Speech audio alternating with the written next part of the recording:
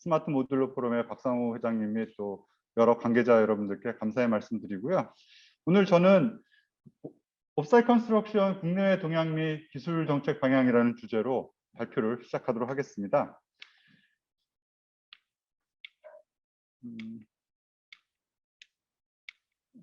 안 돌아가네요.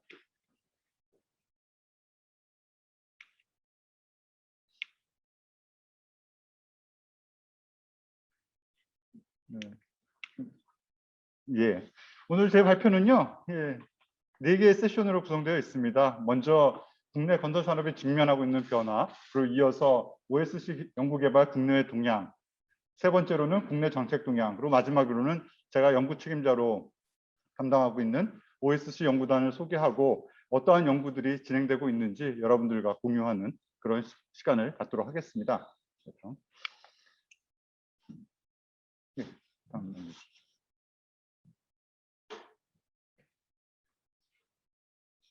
먼저 저희 건설 산업, 뭐 사실 건설 산업뿐 아니라 전 산업적으로 맞닥뜨리고 있는 그 변화의 그 흐름이 굉장히 지금 큰데요. 많이들 보셨을 것 같습니다. 지금 기능 인력 부족에 대한 문제들, 그리고 양적인 문제라든지 또는 그 질적 저하로 인해서 현장에서의 품질 관리가 굉장히 애로가 많다는 건 다 아실 거고요. 특히 그러한 부분들에 있어서 부족한 인력을 지금 아시다시피 현장들은 해외 근로자들을 활용해서 많이 그런 부분들을 메꾸고 있는데요. 이번에 그 코로나 사태로 인해서 사실 그마저도 굉장히 어려움이 더 가중되고 있는 상황이라고 보시면 될 것 같고요. 그러한 또 해외 근로자들이 현장의 비중이 커짐에 따라서 여러 가지 의사소통이라든지 그런 문제점에 기반한 여러 품질 관리라든지 안전관리의 문제점, 그 위험성들의 그 리스크가 더욱 가중되고 있는 상황입니다. 또한 그 기능 인력뿐 아니라요. 예. 그 기술 인력 또한 현장 요즘 다 들어보셨을 것 같은데 탈건이란 말씀 많이 들으셨을 거예요. 탈건축, 탈건설에서 뭐 저 같은 경우도 이제 학교로 다시 온 지가 한 17년 정도 되는데요. 물론 많은 학생들이 여전히 건축, 건설에 대한 어떤 비전을 가지고서 자기 개발을 해나가는 그런 젊은이들도 많지만 아시다시피 요새 4차 산업혁명 시대라든지 또 어떤 산업의 고도화에 있어서 건설 분야가 유리되고 다른 그 한계를 갖고 있다는 인식들이 젊은 세대들이 굉장히 많이 팽배해 있어서 어쨌든 건설에 대한 그런 건축에 대한 그런 본인들의 참여가 예전 같지 않은 상황입니다. 그래서 우수 기술 인력들이 사실은 건설업으로 유입하는 부분들이 굉장히 저해되고 있는 그런 상황을 겪고 있고요. 아시다시피 최근에 노동 환경 변화가 뭐 주 52시간이라든지 또 레미콘 8호제에 따른 어떤 건설 노동 시장 변화가 굉장히 아주 큰 차이를 나타내고 있어서 그것들이 바로 건설 현장의 생산성에 영향을 미치고 있는 그런 상황인 것을 잘 인지하고 계실 것 같고요. 그러다 보니 이제 종합적으로 보시면 아까 말씀드렸듯이 여러 인력, 기능 인력이라든지 기술 인력 부족에 따른 어떤 품질 관리의 문제점들이 노출되고 있고 또 건설 산업은 여전히 몇십 년 동안 여전히 어떤 산업 재해라든지 그런 분야에서 취약점을 나타내고 있는 산업으로 익히 알려져 있는 상황이고요. 또 미세먼지라든지 오늘도 사실 미세먼지가 굉장히 극심해졌으니까 또 건설 폐기물, 또 여러 가지 온실가스에 대한 그런 유발하는 그런 부분이라든지 그러한 데서 어떤 건설 경영 측면에서의 어떤 압박이 굉장히 그 건설 산업 전체의 리스크로서 작동하고 있다고 보시면 될 것 같고요. 이제 한번 저희가 국내 건설업의 경쟁력으로 한번 눈을 돌려보겠습니다. 건설 경쟁력, 건설기술연구원에서 매년 발표하고 있는 그 지표인데요. 물론 이 등수 자체, 그 순위에 따라서 어떠한 것들이 분들은 이의를 제기하시는 분들도 있어요. 이게 과연 적정한 것인가. 하지만 매년 일정한 지표를 통해서 평가하기 때문에 어떤 경향을 보는 데는 큰 의미가 있다고 저는 시사점이 있다고 생각하고요. 16년도가 6위를 정점이었고요. 이 자료는 2017년 자료가 9위였습니다. 그리고 마지막으로 발표됐던 2018년 자료에서는 저희가 12위, 자체 평가로 12위 정도 된다고 얘기를 하고 있습니다. 그러니까 결국에는 시사하는 바는 점점 갈수록 국내 건설업의 경쟁력이 하락하고 있다는 그런 것들을 보여주고 있고요. 근데 더 제가 주목하는 부분들은요.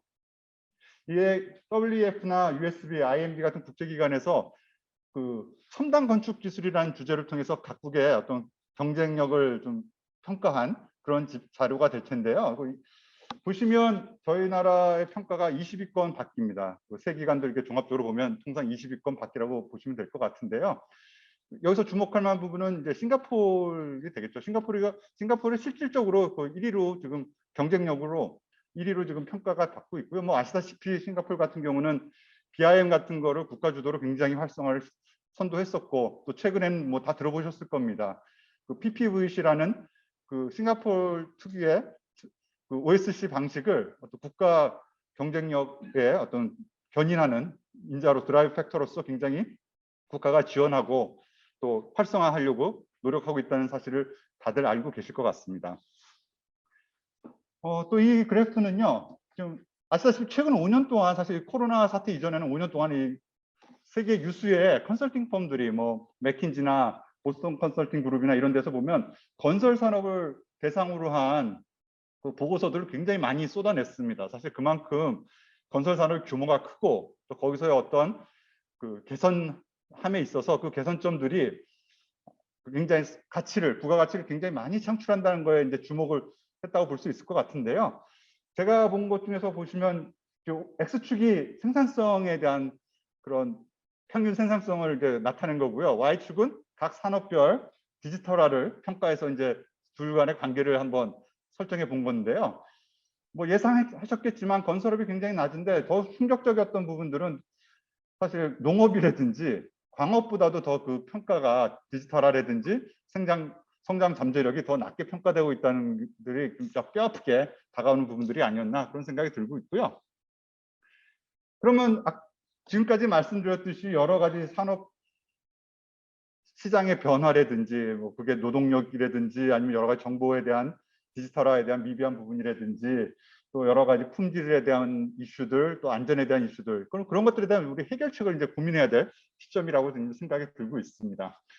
여기 보시면 또 WEF에서 2018년에 건설업이 앞으로 향후 주목해야 될 건설업을 발전시킬 미래 건설 기술 10개를 찝어본 것들인데요. 뭐 아시다시피 뭐 3D 프린팅이라든지 3D 스캐너, AR, VR, 또 뭐 BIM 이런 것도 당연히 다 들어와 있고요.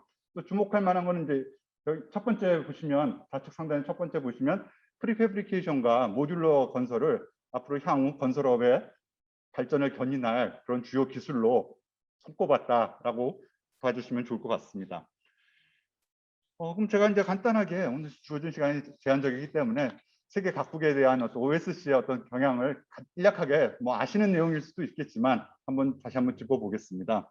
예, 첫 번째 보시면 미국의 카테라 사례는 너무 많이 들으셨죠. 어떻게 보면 4차 산업혁명 건설업을 선도하는 기업으로서 굉장히 많이 알려져 있었고요. 저는 개인적으로 살짝 과장된 부분도 좀 뭐 홈페이지도 가보고 또 제가 2018년도에 그 시애틀에 한번 그 시애틀에 있는 그 사무실을 가봤었는데요. 약간 과장된 부분이 있긴 하지만 또 나름 건설업의 어떤 발전 혁신에 대한 의제를 던진 기업으로서는 또 의미가 굉장히 많이 있지 않나 그런 생각을 좀 해봤었고요. 이어서 지금 캐나다의 그 LBS라고 캐나다의 회사입니다. 목재 기반의 OSC 회사예요. 목재 주택을 하는 건데 이 회사는 저와 같이 연구를 하고 있는 이화여대 손종욱 교수님이 직접 공장을 가 보셨다고 하더라고요. 뭐 물론 비디오 클립들도 있긴 한데 거기서 되게 인상적이었던 게 그 근로자들이 그 흔히 말하는 생각할 때 뭐 외국에서 들어오는 이민자들이 아니라 다 그 캐나다 원래 국민들, 특히 백인 여성분들도 많으시고 그리고 보면서 굉장히 그 환경이 그 작업장 환경이 굉장히 깨끗하고 선진화되어 있더라. 그런 데서 되게 굉장히 인상이 깊었다고 말씀을 해주시더라고요. 네, 그러고 나서 여기는 이제 오미프레스라고 스페인 회사인데요. PC 기반의 OSC 회사입니다. 근데 굉장히 고급화 전략을 PC 주택으로 하면서 고급화 전략으로 굉장히 그 비즈니스를 잘 운영하고 있는 회사로 알려져 있습니다. 네, 그리고 대부분 다 한번 유튜브 같은 데서 아니면 구글링 하셔서 이거 보셨을 그 비디오 클립이실 거예요. 그 중국의 BSB라는 회사인데요. 워낙 초시공, 빠른 시간 내에 그 시공을 하는 걸로 유명한 업체죠. 제가 알기로는 이 회사는 그 설비 베이스로 시작됐던 그 회사인데 굉장히 정밀 시공이라든지 고층화에 대해서 그 강제 철제 모듈러를 활용한 그 신속 시공에 대해서 아주 일가견이 있는 그런 회사로 알려져 있습니다. 뭐 비디오 클립 같은 경우는 제가 오늘 시간이 제한적이라서 다 같이 공유하지는 않겠고요. 그 내용도 이렇게 보시면 한번 찾아보시면 다들 그 많은 다양한 그런 자료를 살펴보실 수 있을 거라고 생각이 듭니다. 네, 싱가포르 사례도 아까 제가 말씀드렸듯이 굉장히 지금 요새 스마트 건설 또 OSC에 굉장히 그 전 세계적으로 리드하는 그런 국가인데요.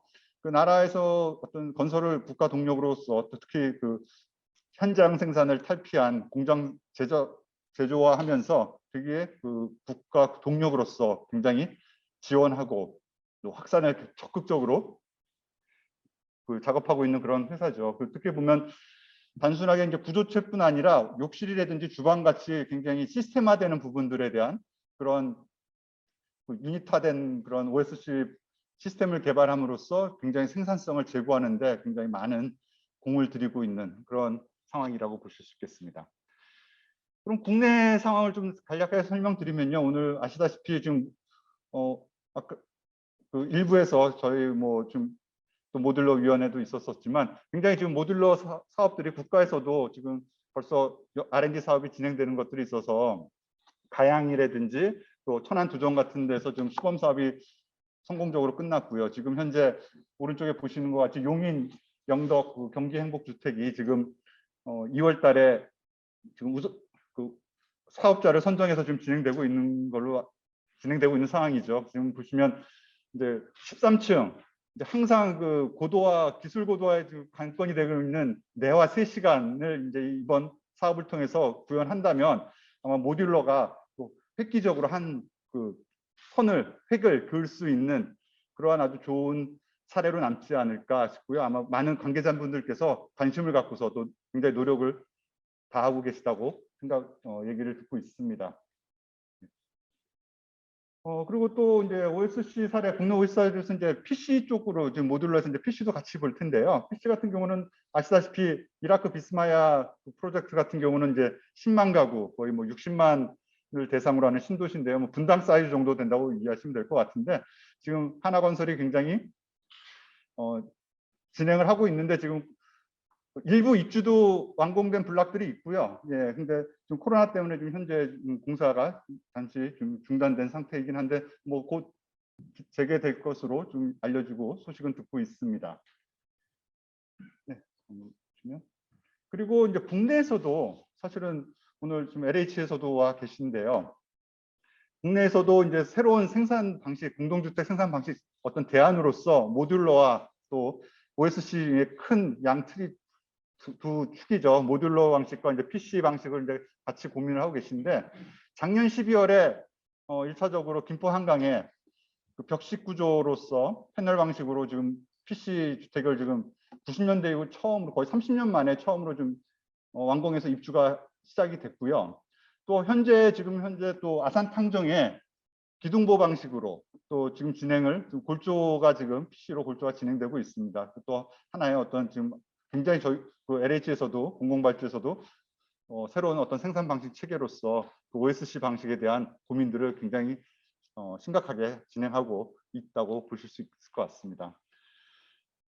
그러면 한번 OSC 전반적인 대한 것들을 한번 살펴볼 텐데요. 이것들은 지금 전 세계적으로 과연 프리팹화 비율이 어느 정도 되느냐 그 지표로서 그 구조체 중에서 이게 PC 구조로 활용하는 대로 이제 대략 프리팹화를 제가 한번 이해한 건데요. 우리나라 같은 경우는 한 2% 미만이라고 보시면 될 것 같고요. 가까운 일본만 하더라도 한 14% 정도 되고요.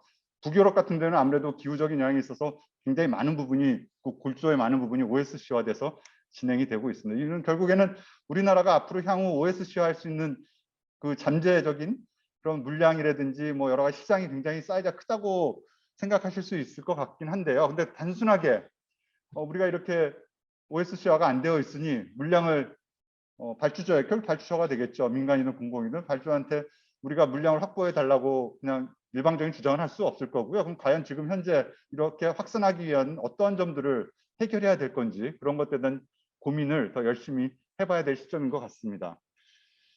그래서 보시면 모든 공법이나 시스템에는 뭐 자재도 마찬가지고요. 장단점이 있게 마련입니다. 장단점이 있을 텐데요. 뭐 OSC의 장점은 너무 잘 알고 계시죠. 공기가 단축되기도 하고 품질 관리가 용이하고요. 또 굉장히 안전성 근로자의 고소 작업을 주니까 위험한 작업을 주니까 안전하기도 하고 환경 친화적인 그런 공법이라고 알려져 있습니다. 그건 뭐 너무나 잘 아는데 그럼에도 불구하고 왜 이렇게 확산이 모듈러도 마찬가지고 PC도 마찬가지고 그간 이렇게 좀 지지부진했던가. 그럼 보면 여러 가지 문제점들이 있죠. 보시면 그 해결 과제라고 써놨는데 제반 제도가 굉장히 미비합니다. 뭐 설계 지침이라든지 또 구조 뭐 시방 지침이라든지 그런 것들이 좀 부재한 상황이고요.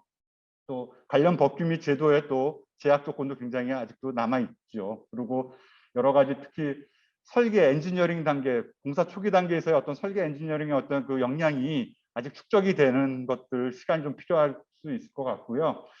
또 뭐 모듈러 아까 제가 13층 그 3시간 내와 말씀드렸지만 주거 성능에 대한 그런 압박이 그거 해결해야 되는 솔루션으로서 제시하는 것들이 좀 굉장히 지금 아주 크리티컬한 부분이라고 생각이 들고요. 또 OSC 특유의 운송이라든지 제작도 그리고 또 제작 관련 또 양중에 대한 그런 것들에 대한 그 세부 엔지니어링 기술들에 대한 그 충분한 역량 확보가 좀 더 요구되어 있는 사항이고 그런 것들이 극복되어야지만 저희가 OSC 본연의 그 이점들을 충분히 활용할 수 있지 않을까 싶습니다.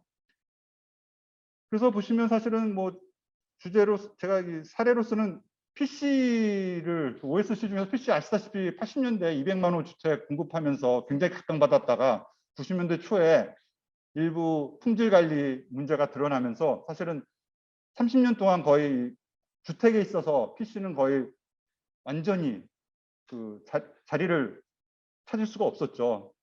그거는 이제 그러고 2000년대 넘어오면서 대형 물류센터라든지 창고 같은 또는 지하주차장 일부에서 다시 PC가 이제 활용되기 시작했는데 어쨌든 주택에 있어서 과연 PC에 대한 활용, 또 OSC, 또 모듈러에 대한 활용에 대한 검토가 지금 굉장히 필요한 시점. 아까 말씀드렸듯이 굉장히 큰 노동시장의 변화라든지 전반적인 산업의 구조가 변화가 수반되면서 그런 것들에 대한 고민, 솔루션으로서 고민을 하기 시작했다고 보시면 될 것 같고 굉장히 그 필요성이 강조되기 시작했다라고 말씀드릴 수 있을 것 같고요. 최근 정부의 어떤 그 방향, 그 정책들을 좀 보시면요. 그린 리모델링이라든지 여러 가지 정비 사업들, 또 그리고 스마트 건설에 대한 지원, 또 여러 가지 행정 체계의 디지털화 이런 것들이 굉장히 아주 광범위하게 다뤄지고 있고요. 그런 관점에서 사실은 이제 건설 생산 체계에 대한 변화에 대한 필요성을 공감들을 하고 계세요. 요새 회의 같은 데 만나 보면 공공기관이라든지 또는 대형 건설사라든지 또는 국토부 관계자분들도 보면 지금 이 시점이 건설 생산 체계에 새로운 패러다임 시프트가 필요한 시점이란 건 다 공감하고 계신데 이제 디테일한 이제 들어가시면 이제 서로 이제 좀 고민되는 부분들이 이제 막 현실적인 문제들이 많이 도출되기 시작하고 있는 거죠. 그래서 지금 제가 이제 뭐 이어서 소개시켜드릴 이제 OSC 연구단은 좀 이러한 그 새로운 변화와 또 수요자들의 또 그거에 따른 요구 사항들을 부응하기 위한 그런 연구단이라고 보시면 될 것 같고요. 네. 지금 OSC 제가 뭐 오늘 OSC 그 포럼이라고 제가 지금 스마트 모듈러 포럼이지만 OSC 주제로 이제 발제를 시작했는데요. 지금 OSC란 개념이 사실은 지금 많이 혼재되어 있습니다. 국내에 특히. 그래서 모듈러, OSC가 모듈러, OSC, 뭐 PC 이런 프리패브 이런 용어들이 굉장히 혼재돼서 지금 돌아다니고 있어서 사실은 뭐 관계자들뿐 아니라 뭐 각각 업체별로도 다르게 쓰는 경우들이 많습니다. 그 용어에 대한 그 정의를요. 근데 제가 뭐 생각하는 저희가 연구단에서 생각하는 OSC라는 거는 당연히 이제 현장에서 벗어나서 공장에서 제작된 외부에서 제작된 것들이 현장에서 이제 시공되는 그런 설치되는 그런 그 생산 방식 체계고요. 기본적으로는 소재는 저희 뭐 철 강재도 있고 또 미국에서 아까 카테라에서 많이 봤던 것 같은 목재도 많이 쓰이고 있고요. 또 프리캐스트 콘크리트도 많이 쓰이고 있습니다. 소재는. 그리고 구조 방식으로는 기둥보 방식도 있고 벽식, 패널 방식도 있고 또 볼루메트리 그런 방식으로 나눠준다고 보시면 될 것 같고, 우리 모듈러는 강제, 소재는 강제고 방식은 볼루메트리 유닛을 쓴다고 보시면 될 것 같고요. 지금 제가 수행하고 있는 OSC 연구단에서는 OSC 그 형식 중에서도 소재는 PC, 구조체 소재는 PC를 활용한 거고, 방식은 구조 방식으로는 벽식 또는 기둥보 방식으로 해서 지금 실증 사업을 LH와 SH가 각각 하나씩 좀 진행할 그런 과제라고 이해해 주시면 될 것 같습니다. 그래서 단순하게 어떤 시공뿐 아니라 설계 엔지니어링에 대한 프로세스 전반에 대해서 기술적 또 제도적인 인프라를 구축하는 게 제가 지금 진행하고 있는 연구단의 목표입니다. 그러니까 그것들은 뭐 소재는 지금 PC로 하고 있으나 많은 부분, 뭐 제도라든지 여러 프로세스 개선에 대한 많은 부분들은 같이 약간 고민해야 되는, 모듈러와 뭐 PC가 되더라도 같이 고민해야 되는 부분들이 많이 있다라고 이해해 주시면 좋을 것 같습니다. 그래서 연구 참여 기간이요, 한 25개 기관이거든요. 3개 세부 과제로 되는데 사실은 굉장히 많은 기관이 참여 있어서 처음에는 되게 걱정들을 많이 하셨어요. 또 평가자들도 야 이거 뭐 그냥 몸집 불리기 그냥 하는 거 아니냐라고 했었는데, 사실 계획하면서 되게 어려운 부분이었는데, 하지만 아까 말씀드렸듯이 OSC라는 것들은 여기는 PC 공급 업체도 있고요, 설계, 건축 설계도 있고, 구조 엔지니어링 업체도 있고요, 당연히 GC도 들어와 계시고, 또 건설기술연구원도 들어와 계시고, 또 중요한 수요자인 공공발주기관 LH, SH도 들어와 있고, 또 물론 학교도 들어와 있고요, 또 콘크리트 학회라든지 건축학회가 와서 또 여러 가지 기준에 대한 시공 지침에 대한 것들도 지금 개발하고 있어서 25개 기관이 다 각자의 역할과 더러 연계되는 것들이 다 구성되어 있어서, 오히려 또 다음에 넘겨보시면, 예, 저희가 보시면 이제 워킹 그룹으로 구성이 되어 있습니다. 그래서 각각의 1세부, 2세부가 4개의 워킹 그룹으로 구성되어 있어서, 또 중간에 두 번째에 보시면 SH와 LH가 실행하는 실증 사업을 지원하기 위해서 그 워킹 그룹 내에서 또 활발하게 코워크하고 또 같이 세부 내에서 같이 고민하면서 그러한 것들이 연계가 잘 돼 있어서 지금 연구단은 4개년 중에서 2차년도가 지금 진행 중이고요. 1차년도 평가에서도 오히려 이런 연계성에 있어서 굉장히 심사위원분들께서 좋은 평가를 해주셨고, 앞으로도 이것들이 활성화되어야지만 모든 그 전체적인 그 참여자들이 같이 고민해야지만 OSC가 정착되고 활성화될 수 있을 거라고 생각이 들고 있습니다. 그래서 뭐 디테일한 내용들은 하나하나 설명드리기는 좀 뭐하고요, 시간상. 제가 OSC에서 공통으로 같이 좀 고민해야 될 부분들을 좀 사례를 좀 몇 개 보여드리면요. 1세부에서 표준 모듈과 표준 모델을 좀 개발하고 있습니다. 그래서 BIM 기반으로 물론 하고 있고요. 설계사무소와 구조사무소가 같이 참여하고 있고, 또 가운데에서 DFM에 아까도 말씀 많이 나오셨는데요. 애초에 제조나 설치, 시공을 염두에 둔 설계가 단순한 전환 설계 갖고 해서는 OSC의 장점을 뽑아낼 수 없고요. 애초에 기획 단계부터 설계 단계부터 OSC를 위한 설계를, 표준화된 설계를 해야 돼서 그런 작업들이 좀 진행되고 있다고 말씀드릴 수 있고요. 또 하나는 단순하게 구조체는 아까 제가 PC라고 말씀드렸지만, 또 그 안에서는 또 여러 가지 OSC 뭐 강제와 하이브리드 되는 부분들, 그 마감재라든지 여러 부품들은, 시스템들은 좀 많이 발굴해서 실증 사업에 많이 담으려고 좀 그러고 있거든요. 그래서 보시면 대우건설이 진행하고 있는 거면 옥탑층의 건식화, 또 그것도 PC와 또 여러 가지 뭐 데크라든지 유로폼이라든지 그런 조합으로 해서 어떤 게 제일 적절한지 그런 것들도 고민하고 있고요. 또 보시면 제일 오른쪽에 보시면 박스형 볼루메트릭 바스룸을 만들어서 인스톨하는 그런 것도 지금 시도해 보려고 공시체를 좀 제작하고 있는 그 상황으로 보시면 될 것 같고요. 2세부 같은 경우는 이제 아까 말했던 정보의 흐름이라서 설계 단계에서부터 제조사, 그리고 또 운반, 시공 단계까지의 어떤 정보 흐름을 관통할 수 있는 플랫폼을 좀 개발하고 있고요. 롯데건설과 같이, 이화여대가 같이 진행하고 있는 부분이고요. 또 말씀드렸듯이 두 번째 워킹그룹 보면 GS건설이 6월 달에 PC 공장을 오픈하거든요. 거기서 보면 거기서 공장 생산에 대한 것들 관리도 있고, 또 현대 엔지니어링 지금 이번에 모듈러 고층 13층 모듈러 지금 하셨는데, 현대 엔지니어링이 주가 돼서 시공, OSC 시공의 어떤 시공성을 높이기 위한 그런 것 정밀도를 제고하기 위한 그런 연구들도 진행하고 있고요. 또 SH공사가 또 여러 아이템들을 담아서 또 도심형 OSC 또 공동주택에 대해서 PC 기반 공동주택에 대해서 지금 고민을 하고 계십니다. 예, 그렇게 보시면 이제 하지만 아까 제가 말씀드렸듯이 이건 엔지니어링 한 분야뿐 아니라 사실은 제도적인 뒷받침과 기초 체력이 산업 전반적인 OSC를 준비하는 기초 체력이 있어야 될 거거든요. 그래서 교육 기능 기술인에 대한 교육 프로그램도 지금 하고 있고요. 또 발주자가 신뢰할 수 있는 적정 공기라든지 적정 공사비, 표준품 셈에 대한 작업도 건견해서 진행하고 있고요. 또 공장의 품질 인증 제도 이런 것들도 같이 지금 진행하고 있는 그렇게 보시면 될 것 같습니다. 예, 마지막 슬라이드가 되겠습니다. 예, 그래서 과연 지금 이 시점에서 저희가 코로나가 새로운 변화를 만들어냈다고 생각은 안 하거든요.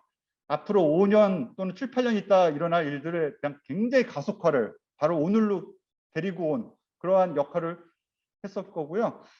지금 우리 건설 산업이 맞닥뜨리고 있는 또 우리 OSC에 관련된 많은 참여자들이 맞닥뜨리고 있는 그런 어떤 위기, 그 산업의 위기를 기회화할 수 있는 좋은 또 동력이 되지 않을까 싶습니다. 그래서 오늘 이 자리에서 또 이렇게 많은 분들이 같이 지혜를 맞닿는 좋은 그런 하나의 첫걸음이 될 거라 생각하고요. 끝까지 또 제 말씀 경청해 주셔서 감사드립니다. 네, 감사합니다.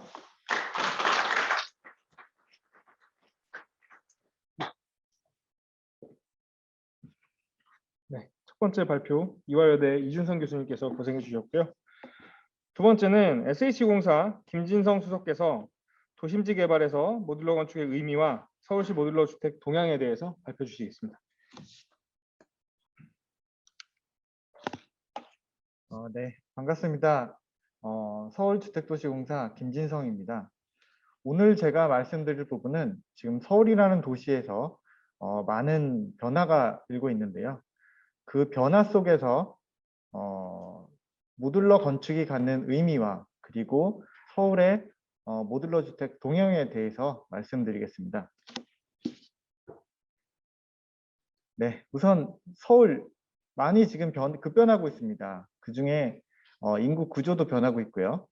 그리고 거주자의 니즈도 또한 빠르게 변하고 있습니다. 다양화되고 있습니다. 그리고 지금 많이 힘드시죠? 코로나 이후에 지금 우리의 삶이 많이 또 변화되고 있습니다. 예, 한 10년 전부터 또는 그 이전부터 저희 서울시 인구가 많이 감소세로 전환되고 있습니다. 특히 요즘 시대를 저출산 고령화 시대라고 많이 이제 얘기들을 하고 있는데요. 특히 전국적으로는 2025년에 초고령 사회로 진입을 하고 있습니다.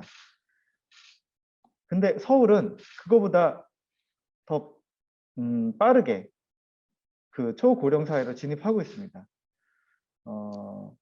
지금 네. 그런 그 그러니까 인구가 감소하면서 또 하나 나타나는 현상은 가구 분화가 심화되고 있습니다. 1인 가구가 증가되고 있는데요. 이런 1인 가구가 중심 사회로 재편되면서 지난 저희 SH공사에서 그러니까 서울에서 지난 10년간 연간 약 10,000호 정도를 공급했는데 여전히 주택이 공급하다고 합니다. 그 이유가 인구는 줄지만 1인 가구가 늘면서 주택이 계속 부족하게 된 것이죠. 특히 서울의 경우는 2028년까지 청년 1인 2인 가구 비중이 더 높아지는 것을 그래프로 통해 알 수 있습니다. 네. 그리고 또 산업의 변화도 함께 변화되고 있습니다. 이제 빅데이터 그리고 ICT 모든 것이 지금 스마트해지고 첨단 산업으로 많은 것이 복합화되고 있는데요. 그러다 보니까 건설 분야에서도 장수면 주택, 모듈러 주택, 그리고 제로에너지 주택 등 많은 국가 정책 사업, 건설 기술 사업을 통해서 확대되고 있습니다. 네. 우리 도시에서도 또 변화가 일고 있습니다. 지금 작년부터 나온 주요 키워드로 올인빌, 올인홈이란 단어가 막 나타나고 있습니다. 동네와 집에서 우리의 일상생활을 대부분 누리고 수요를 해결한다는 것입니다. 즉 학세권, 숲세권, 몰세권 또 이런 말들도 나오고 있습니다.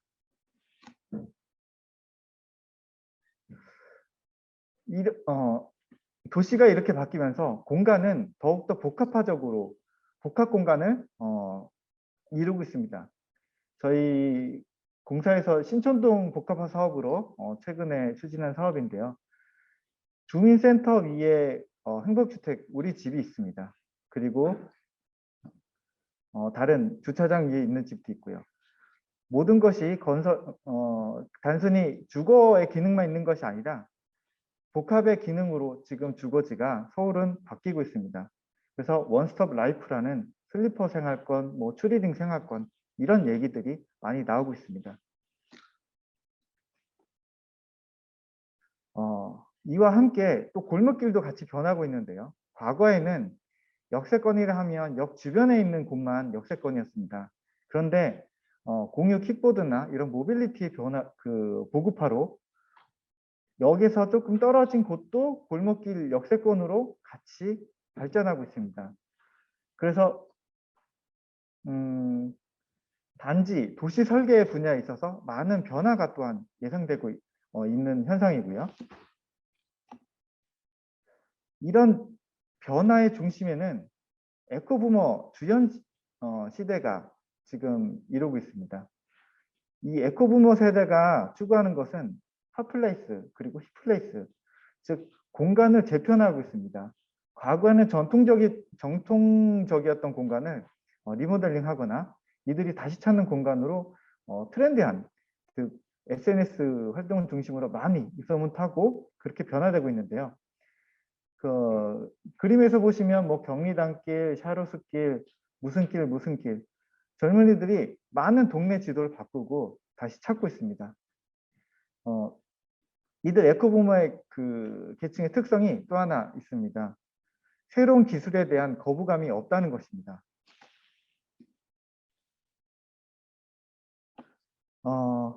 지금 작년부터 이어지는 코로나로 인해서 지금 오늘 이 세미나도 비대면으로 하고 있는데요. 도시 생활에서 온라인화가 이제는 정착화되고 거의 앞으로 쭉 지속될 것 같습니다. 업무나 공부, 쇼핑 뭐 이런 모든 것들이 그러니까 줌을 통해서 한다 해서 이제 줌머 세대가 탄생하는 것처럼 저희가 모든 것들이 이제 비대면화되고 많은 생활들이 바뀌고 있습니다. 특히 업무에 있어서는 재택근무가 보편화되고 있는데요. 오피스 공간이 결국 집으로 옮겨가고 그로 인해서 미국과 같은 곳에서는 실리콘밸리에서 사는 높은 임대료를 부담하지 않고 도시 외곽으로 멀리 이주해가는 주거지 선택의 기준의 변화가 또 일고 있습니다. 즉 재택근무가 단지 지금 코로나로 인해서 시작되고 정착화되었지만 앞으로 이후의 사회에서는 재택에서 그러니까 자택에서 업무를 복각하는 이런 비율은 더 많아질 거라고 예상합니다.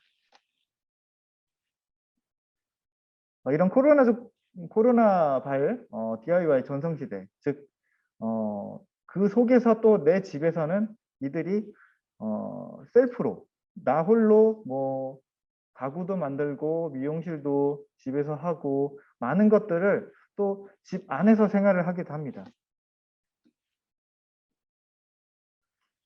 그러면서 소비의 경제가 많이 바뀌고 있습니다. 극장 대신에 넷플릭스를 보고요. 집돌이와 집순이 택배가 증가하고 있습니다.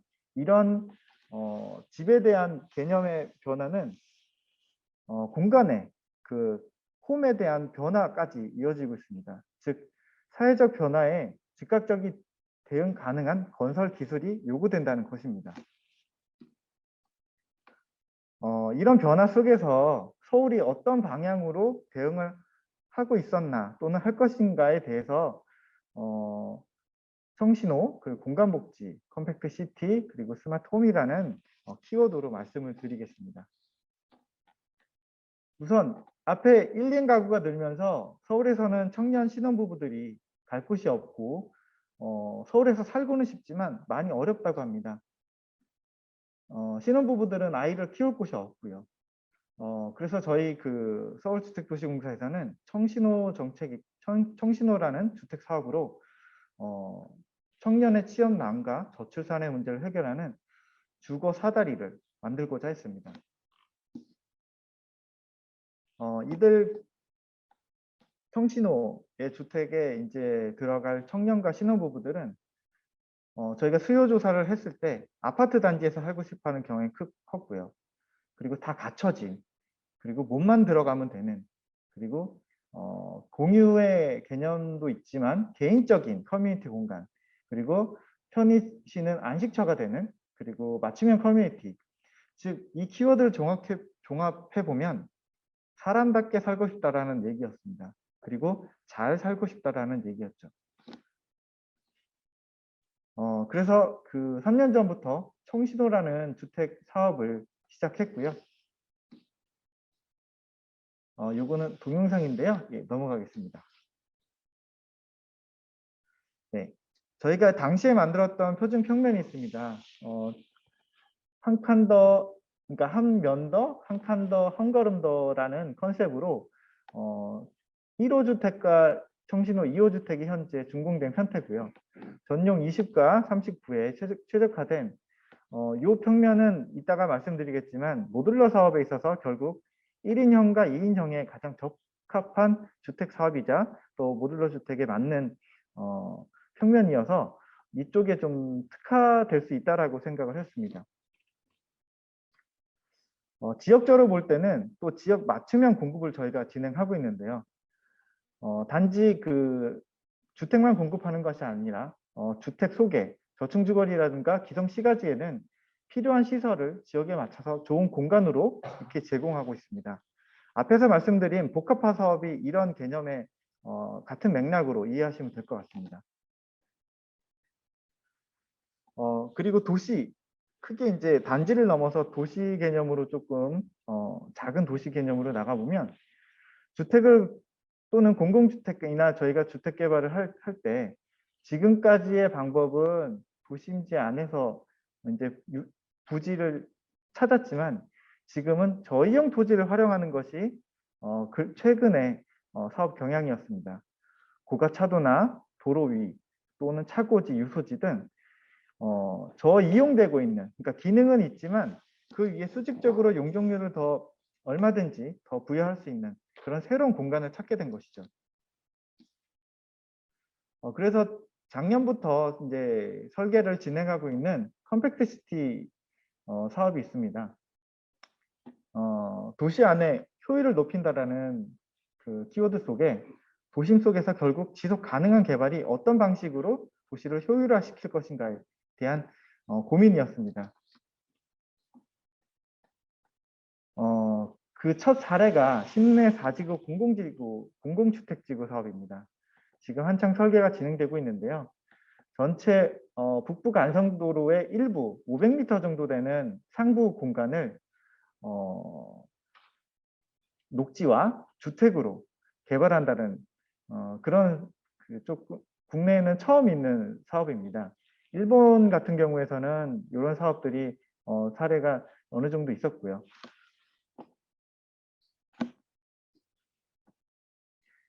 이 사업이 시작된 배경은 이렇습니다. 북부 간선도라는 그 도로로 인해서 지역이 단절된 그 두 개의 지역을 엮어주고자 했습니다. 그래서 모듈러 주택이라는 공법을 적용했는데요. 그 이유가 도로 위에 주택을 지으려고 하다 보니 도로 위에 구조체가 올라가게 됩니다. 그런데 그 구조체의 무게가 상당하고 이를 공법적으로 해결하기 위해서는 콘크리트보다 가벼운 모듈러 주택을, 그러니까 스틸을 이용한 방식을 적용할 수밖에 없었습니다.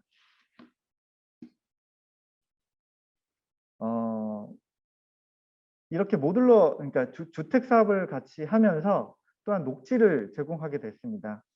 입체화되고 복합화된 높은 주택 아래 하부에는 녹지로 주변 지역을 덮고요. 그렇게 복합화된 그 녹지 속에는 이런 주택도 그리고 공간복지 시설들이 함께 들어가게 됩니다. 여기에는 앞서 말씀드린 생활 SOC 사업기랑 그리고 청신호 행복주택 사업 또한 모두 포함되고 들어갑니다. 컴팩트 시티 사업의 두 번째 유형으로는 차고지를 활용해서 주택을 공급하고자 했습니다. 강일 차고지랑 장지 버스 차고지인데요. 지금 그 이외에도 지금 공용 차고지가 서울에는 11개소가 있습니다. 이 11개소가 모두 다 복합화 사업의 사업 후보지입니다. 컴팩트 시티 사업의 첫 번째 가장 얻을 수 있는 효과는 상부의 녹지 환경을 크게 얻을 수 있다는 것입니다. 코로나 이후에 많은 설문조사를 통해서 저희가 얻은 바는 집안에서 답답하고 하다 보니까 외부, 공원, 이런 외부 환경에 대한 니즈가 더 심해졌다는 것입니다. 그런 측면에서 도시가 밀도, 고밀도를 개발하고 그리고 그 안에 외부 환경에 녹지를 가져다 주는 것은 바람직한 경향이라고 생각을 합니다. 그리고 그 안에는 사람이 모이는 지역 생활의 중심이 되어야 하고요. 그리고 또 그 청년들, 즉 설자리, 놀자리, 뭐 일자리, 복합 문화 공간으로 또 공급을 하는 방향으로 계획하고 있습니다. 또 더 큰 도시 개념으로 가보면 지금 스마트 개념이 스마트 시티, 스마트 홈, 즉 스마트 방범, 교통, 뭐 UCT, 뭐 정보통신 모든 것들이 다시 도시 안에 또 복합화되고 있습니다. 이거는 코로나로 인해서 더욱 발전될 수도 있는 상황이고요. 그리고 산업의 발달로 지금 많은 도시들이 이런 컨셉을 적용하고 있습니다. 고독강일 사례에서는 소셜 스마트 시티라는 그런 북시티, 팜시티, 바이크시티라는 컨셉으로 살기 좋은 공공주택을 주거와 산업, 교육, 문화 등이 복합된 공간으로 저희가 또 그 계획을 하고 있습니다. 여기까지 이제 서울의 변화와 지금 어떤 그 도시 개발 그리고 공급의 방향을 말씀드렸는데요. 이 안에 모듈러가 가야 될 방향이 있고 연결점이 있었습니다. 저희가 도시에서 찾는 모듈러 건축이 그동안에 많은 이전의 그 모듈러는 싸기 때문에 저비용, 즉 단순히 빠르지만 궁극적으로는 싸다라는 인식의 모듈러 그 주택만을 원했습니다. 그러나 외국의 사례를 보면 아시겠지만 미국 같은 경우는 인구가 너무 급속하게 늘기 때문에 주택 부족 문제를 해결하기 위해서 중고층 모듈을 추진했던 거고요. 스웨덴 같은 경우도 이민자 수요가 느는 그 단기적인 주택 보급을 결국 모듈러로 해결했습니다. 또 호주 같은 경우는 문화재 발굴이 막 되는데 그 고층 빌딩이 올라가야 되는데 그 사업 공기 지연을 모듈러로 그 공장에서 만들면서 현장과 공장을 이원화시키는, 즉 영국 같은 경우는 뭐 기후 문제라든가 이제 중국은 또 코로나 문제, 즉 해외에 많은 사례에서 보듯 모듈러 주택이 목적이 아니라 다 수단이었습니다. 도시의 문제와 주택의 문제, 사회 문제를 해결하기 위한 방안이었던 것이죠. 서울에서도 모듈러 주택을 2014년도부터 주택 정책의 목적 때문에 그 당시에는 이제 신속한 주택 공급을 하기 위해서 시작했습니다. 2014년도에는 이제 행복주택으로 국내 최초의 공공 모듈러가 적용이 됐고요. 이때 내와 2시간으로 드디어 이제 12층까지 올라갈 수 있는 기술력을 갖추게 되었습니다. 그리고 지금 이제 13층에 경기도시공사에서 하는 중고층 모듈러 실증 사업도 있고요. 그리고 지금 설계를 진행하고 있는 15층 규모의 지금 올해 말에 이제 인허가가 나고 빠르면 착공이 들어가는 국내 최대 규모이자 최고층으로 지어질 신내동 신내 4지구 북부 권선도로 복합화 사업입니다. 이 사업이 갖는 의미는 앞서서 말씀드렸다시피 모듈러 주택의 목적이 아니라 지역과의 단절을 극복하기 위한 주택 공급을 위해서 어떻게 하면 경량화할 수 있을까, 상부의 구조물을 경량화할 수 있을까라는 고민을 해결하고자 모듈러를 적용한 것입니다. 즉 모듈러가 지금 보이시는 저 6개의 동에 다 가운데 부분은 모듈러 부분으로 990세대 중에 520세대, 40세대가 모듈러 주택입니다. 그리고 아무래도 상부 구조물로 좀 띄우다 보니까 15층까지 좀 가야지 주택 공급을 짓는 당위성이 생겼기 때문에 처음으로 15층까지 지금 사업을 진행하고 있습니다. 네, 이 안에 이제 세부 모습이고요. 여기서는 이제 청년 주택에 맞는 20제곱미터의 모듈러 타입입니다. 이렇게 정부에서 먼저 선도적으로 그리고 LH랑 SH, GH가 다 같이 모듈러 주택 사업을 하다 보니까 저희 회사, 그러니까 서울시에 있는 공사 내부에서도 자체 사업들이 이제 모듈러 사업으로 전환되고 있습니다. 그 사례 중 하나가 다리봉동 주택 복합화 사업인데요. 도시재생 사업입니다. 이 사업이 추진될 수 있었던 이유는 이게 시장 부지, 인접 주차장 부지인데요. 만약에 기존의 습식공법, RC공법으로 공사를 짓는다면 30개월의 공사 기간입니다. 그러면 시장 상인들이 너무 피해를 입게 되죠. 그래서 모듈러 공법을 위해서 사용해서 18개월로 단축하는 그런 절간 계획을 세웠습니다. 그래서 구청과 지역 주민들이 다 원하는 그런 사업으로 지금 추진되고 있습니다. 곧 발주가 예정이고요. 이렇게 서울은 모듈러 주택이 싸다라는 그런 공법이 아니라 필요에 의해서 진행되고 있는 도심 건축 사업입니다. 그러나 여기에는 몇 가지 과제가 있습니다. 앞에서 이준성 교수님께서 충분히 설명하셨다시피 우선은 그린 모듈러로 가야 됩니다. 즉 모듈러 주택, 모듈러 공법이 이 OSC 공법이 가장 적합한 것은 그린 제로 에너지 주택에 어떻게 보면 복합화할 수 있는 유리한 구조체를 지니고 있습니다. 또 미세먼지가 없고요. 그리고 여러 가지 환경적으로도 친환경적입니다. 또한 이런 사업 초기에는 많은 어려움이 있습니다. 시장이 형성되지 않았기 때문에 가격적인 부분에서 부담이 되는데요. 그런 가격적인 부분을 해소하기 위해서는 주택 이외에 학교, 호텔, 상업시설 등 다양한 용도의 다양한 사업들이 확대돼야 됩니다. 해외 같은 경우도 주택만 먼저 확대된 것이 아니고요. 먼저 유치원이라든가 학교 이런 사업에서 호텔 사업 이런 사업에서 수요가 많았습니다. 지금 다행히도 학교 모듈러 사업이 좀 큰 화랑을 이제 시작을 하려고 하는데요. 주택뿐만 아니라 학교에서도 하나의 큰 시장을 형성하는 것은 전체 모듈러 사업에 있어서 큰 발전이 될 수 있을 것 같습니다. 마지막 페이지입니다. 오늘 말씀드린 모든 걸 좀 정리해 보면요. 서울이라는 변화되는 도시에서는 결국 공간이 복합화돼야 되고 부지가 한정된 이런 상황 속에서는 컴팩트 시티라는 고밀의 도시명 주택 사업이 진행돼야 되는데요.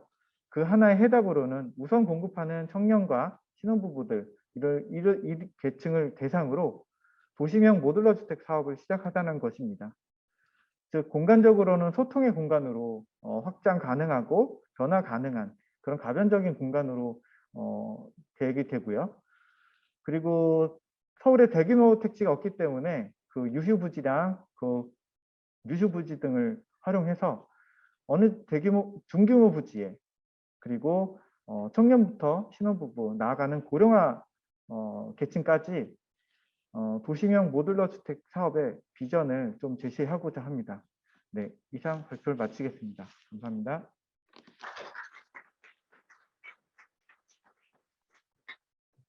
지금까지 SH공사의 김진성 수석께서 고생해 주셨습니다. 이어서 2부 국내외 기술 동향에 대해서 발표를 이어가도록 하겠습니다. 코론 글로벌의 강창희 상무님께서 국내외 모듈러 음압병동 구축 사례에 대해서 발표 주시겠습니다. 큰 박수 부탁드립니다.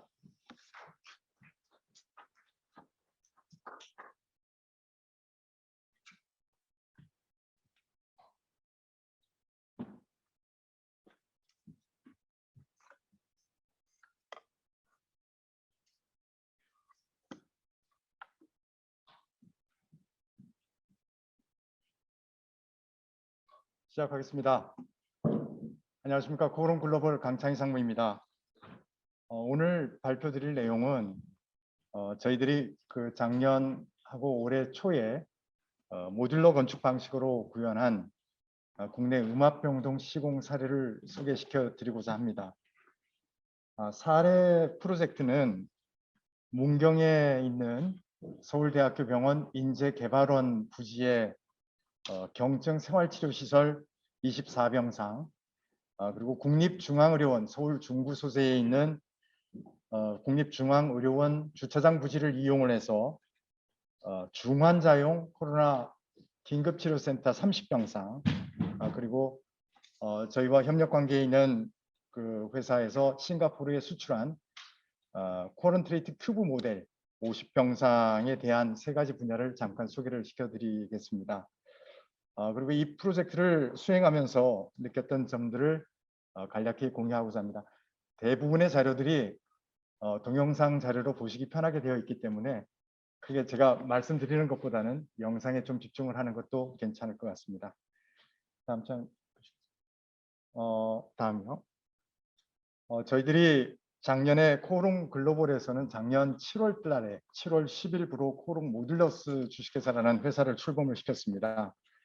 이미 이 자리에 계신 모든 분들이 오랜 기간 동안 모듈러 건축의 활성화를 위해서 선발 주자로 활동을 하고 계신데 저희는 그 후발 주자로 작년 3월부터 시작을 한 특수한 음압병동 분야로부터 모듈러 건축을 기회를 만들어 가고 있고 배워 나가고 있는 단계로 보시면 되겠습니다. 작년 한 해 제가 한 7건 정도의 크고 작은 수주를 했는데 F&B 그 소규모 그 푸드 코트, F&B 시설부터 시작을 해서 음압병동, 그다음에 음압병동을 기반으로 한 리모델링 사업까지 확장을 해서 한 7건 정도의 수주를 했고 저희가 코롱 글로벌에서 진행하고 있는 그 아파트 현장에 저희들만의 독자적인 공법으로 옥탑 모듈러 공법을 개발한 바가 있습니다. 다음 보시겠습니다. 다음 신문 기사가 작년 한 해 동안 올 초에 계속 이렇게 포지티브하게 이렇게 내용을 발표를 해주셔서 감사하게 생각을 하고 있습니다. 사진 보시는 내용이 작년 2020년 3월 그 경북 지역을 필두로 해서 코로나가 확산 기로에 있을 때에 서울대병원과 같이 협업을 해서 설계안을 만들어냈고 이것을 모듈러 건축으로 한 2주, 3주 만에 한번 만들어 볼 수가 있겠느냐라고 하는 출발선상에서 아까 이준성 교수님 자료에 보시면은 중국에 있는 그 브로드사라고 하는 회사랑 저희들이 솔루션을 협업을 해서 만들어 놓은 그 모델이 되겠습니다. 다음 개요를 잠깐 보시겠습니다. 전체 그 2인실로 구성된 24병상이고요. 환자 복도, 의료진 복도, 그리고 각 병실의 복도부터 전실, 그 다음에 환자 화장실, 그 다음에 병실까지 이어지는 모든 부분들이 차압 음압 시스템으로 구성이 되어 있습니다. 전체 면적은 790제곱미터로 단층 규모로 되어 있습니다. 다음 보시겠습니다. 전체 조감도고요. 이것이 이제 구현되어 나가는 과정을 좀 보실 텐데요. 다음 장 보시겠습니다. 안에 전체 구성 내용은 2.4에 12.1m 모듈을 해서 국내 모듈하고는 좀 보통 3m, 6m, 3m, 9m짜리 모델을 저희들이 많이 쓰고 있는데 특별히 저희 이 모델은 2.4에 12.1m 모델입니다. 이렇게 한 이유는 다음 장에서 보여드리는 그 해외로의 운송이 편하기 위한 컨테이너 모듈을 기반으로 했기 때문에 그렇습니다. 갖고 있는 내용들은 각 코로나 환자들이 비대면으로 접촉할 수 있는 패스박스, 그 다음에 각 의료진 복도에서 운영이 되고 있는 자동 음압으로 운영이 되는 자동 개폐 도어 장치들이 설치가 되어 있습니다. 다음 보시겠습니다. 동영상을 좀 보실 텐데요. 동영상 시작에 앞서서 저희들이 3월부터 시작을 해서 총 저희들이 23일 동안, 그러니까 설계 기간 7일, 중국에 있는 저희 브로드사 공장으로부터 제작하는 기간 한 일주일, 그 다음에 쉬핑 기간 일주일, 현장에서의 시공 기간은 2박 3일 정도 소요가 돼서 총 23일 동안의 결과물을 동영상으로 제작했으니까 보시면 되고요. 앞단에 저희들 국내에 있는 그 모듈러 공장보다 훨씬 좀 어드밴스드된 자동화된 그 모듈 공장의 모습을 조금 참고하실 만해서 브로드사 내부의 공장 가동 내용을 제가 좀 동영상으로 만들어 봤습니다. 동영상 한번 보시겠습니다. 한 6분 정도 됩니다.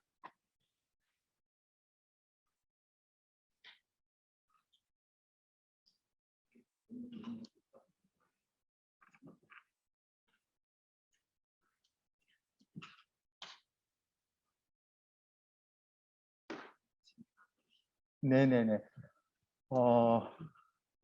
이게 전체 제가 오늘 20분 발표 자료 중에 14분이 동영상 자료라 동영상이 안 되면 제가 5분만 떠들고 내려가야 되기 때문에 잠깐 치료하시더라고. 요게 저희들이 이제 3월 달에 출발을 해서 만든 거고요. 기본적으로 볼륨메트릭 모델입니다.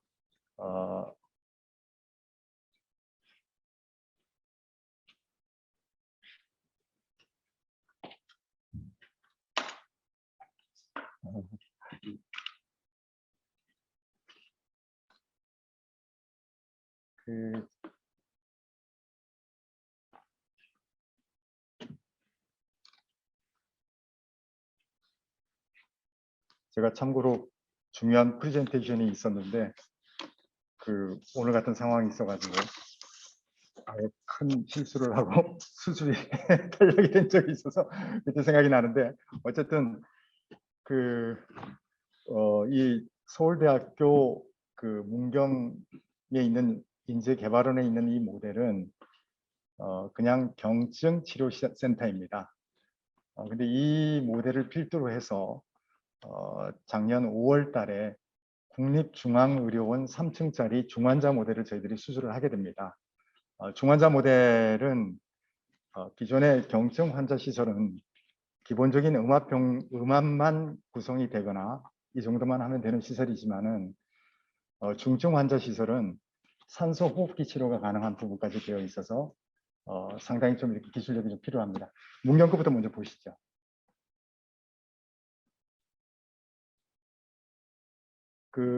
중국 창시라는 내륙에 있는 브로드사의 공장 내용이 되겠습니다. 전체 자동화로 되어 있고 전체 티크니스 1.5치 그 다음에 강관으로 되어 있는 하니콤 구조를 되어 있는 스테인리스 판을 이용을 해서 듀얼 슬래브를 만드는 과정이고요. 전체 CNC 가공을 해서 로보틱스로 해서 지금 만들어 놓은 게 되겠습니다. 음향이 안 나오나요?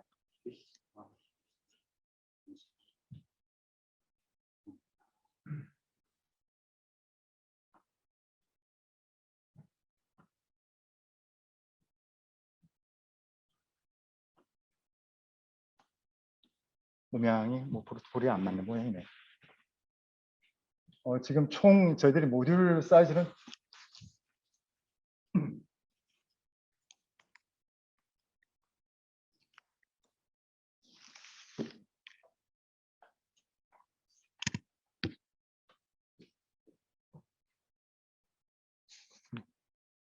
화면 음량이 꽤 크게 나올 건데.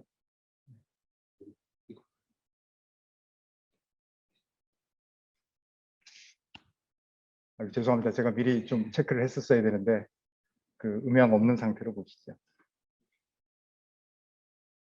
그 빌딩 그 BSC라 그래가지고 그 브로드사에서 생산한 그 서스테이너블 슬라브라 그래도 BSC 슬라브라고 얘기를 합니다. 그래서 이렇게 슬라브 만들어진 거를 갖다가 공장에서 제작을 하고 있고요. 전체 이렇게 그 로보틱스로 가공된 15개 모듈을 지금 공장에서 가공하고 있는 모습을 보시겠습니다. 그 순차적으로 연속해서 생산해 나가는 방식이 있고 전체 이렇게 풀어놓고 한꺼번에 15개 모듈을 동시에 생산하는 방식이 있는데 총 15개 모듈을 동시에 지금 생산을 해 나가고 있는 모델이 되겠습니다.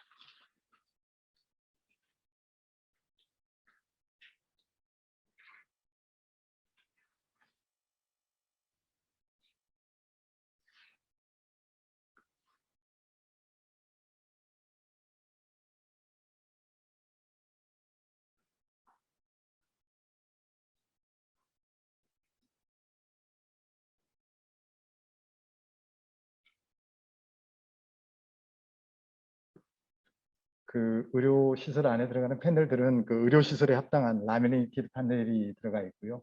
지금 사진의 광경은 공장에서 제작된 모듈을 상해로 지금 이제 출발시키는 과정이고 상해에 있는 그 배에다가 지금 shipping을 하는 과정입니다. shipping을 하는 기간은 일반 뭐 벌크선을 이용하기도 하고 이렇게 하는데 한 일주일 정도 소요가 됐고요. 문경에 3월 28일 날 도착을 해서 지금 그 부산항에서 지금 문경으로 이동을 하고 그 설계 기간 동안 제작 기간 동안에 밑에 페데스탈을 미리 이제 그 준비를 해놓은 상태입니다. 지금 부산항에서 모듈을 하역해서 운송하고 있는 과정이고요. 이 당시에도 지금 그 수출입 관련해 가지고 업무가 워낙 이렇게 그 원활하게 되던 시절이 아니었기 때문에 이 코로나 방역과 관련된 시설로 인해서 국가 여러 기관에서 도움을 주셔서 shipping하는데 여러 이제 기간들을 좀 줄였던 상황이 되겠습니다. 총 그 15개 모듈이고 하나하나 슬라브를 펼치면 4.2m에 12m 모듈이 되는 구조로 되어 있습니다. 그래서 하나씩 걸러서 지금 시공을 하게 되겠고요. 각 볼륨메트릭 모듈 안에는 그 모듈 안에 들어가는 모든 시설들이 같이 패킹이 돼서 오는 시스템으로 되어 있습니다.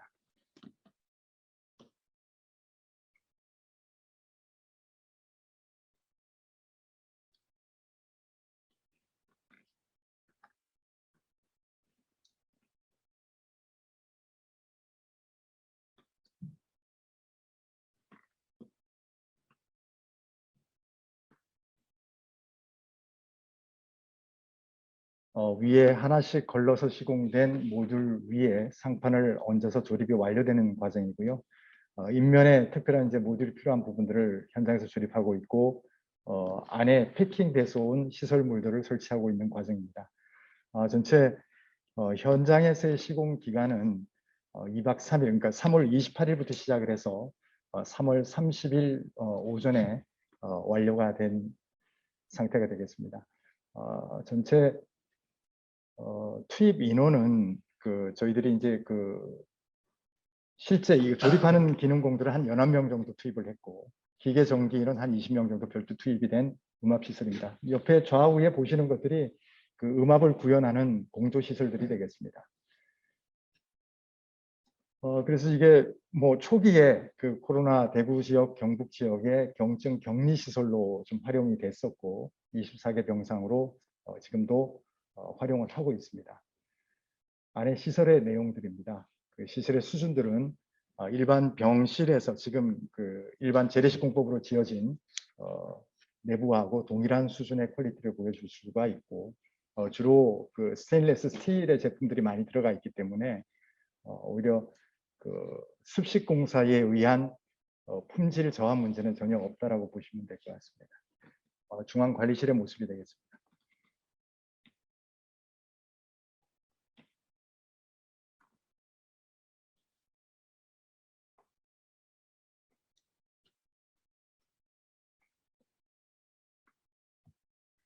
예, 다음 보시겠습니다. 그 두 번째 사례 보고 드리겠습니다. 음악이 좀 나오면 덜 심심할 건데 6분 30초를 이렇게 화면만 보시기가 뭐 좀 지나올 것 같습니다만은 죄송합니다. 미리 못 챙겨서. 국립중앙의료원은 총 30개 병상입니다. 국내에 그 음압을 치료하는 여러 가지 방법들이 있는데, 코로나를 치료하는 방법들이 여러 가지가 있는데, 최초의 경증 환자들을 위해서는 보름간의 격리 시설이 필요하고요.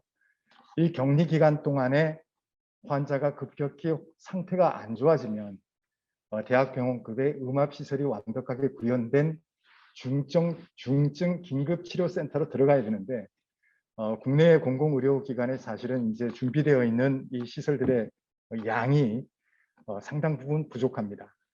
이미 경증치료 시설들은 기업들이 가지고 있는 연수원 시설이나 기숙사 시설들을 이용을 해서 많이 격리를 하고 있지만 거기서도 조금 더 나가서 실제로 생명에 지장이 있는 상태의 사람들을 민간 기업 또는 일반적인 대학병원급에서 음압병실을 갖고 있는 숫자가 터무니없이 조금 부족한 부분이기 때문에 국립의료원이라는 중앙기관에서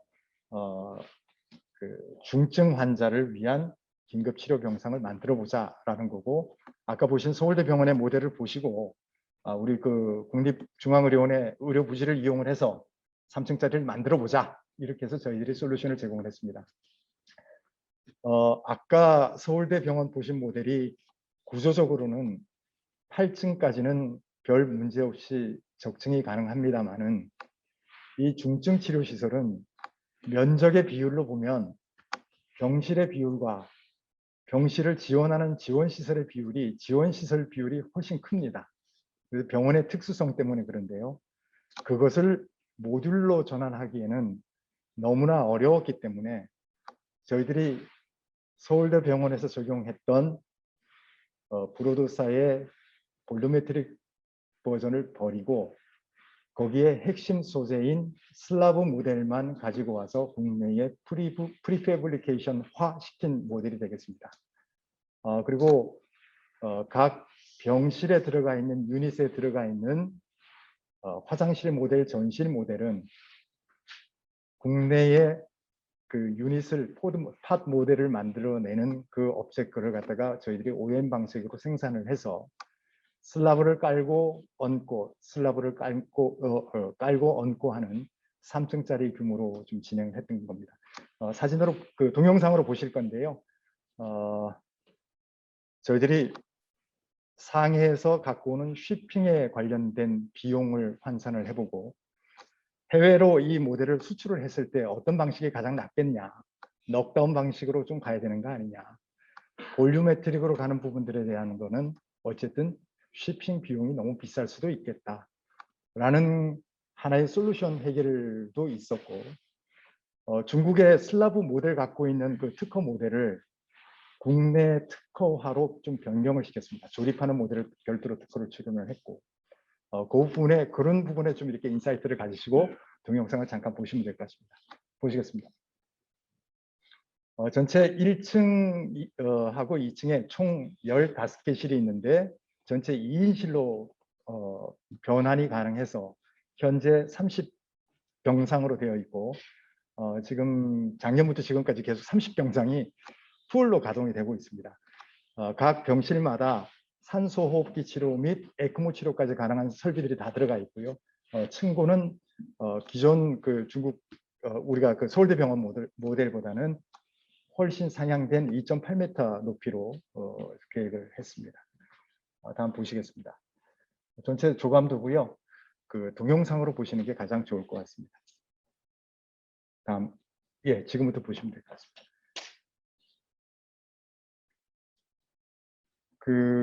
서울 중구국립중앙의료원 주차장 부지에 정리를 한 거고요.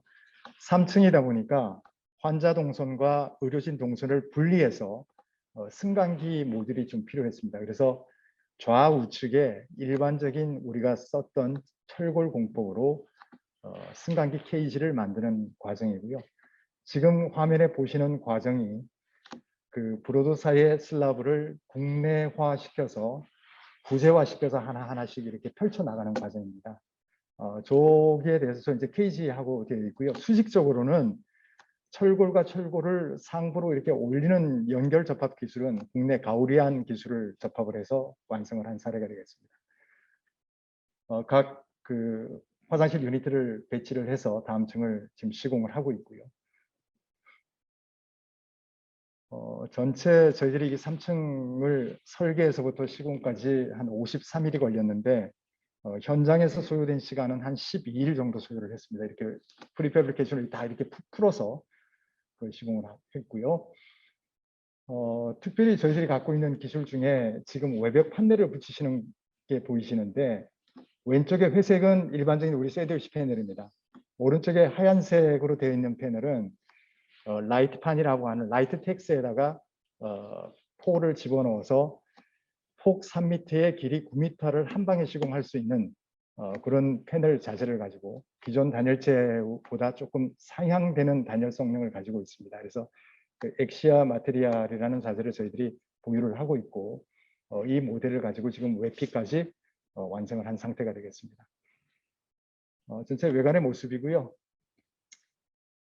그 뭐 누가 외부에서 저걸 굳이 모듈러로 지은 거야라고 얘기를 하지 않는 이상은 내부의 시설 수준이라든지 환자들이 거주하는 내용을 보시면 뭐 크게 우리가 일반 IC로 짓는 거하고는 대동소이한 수준이 되겠습니다.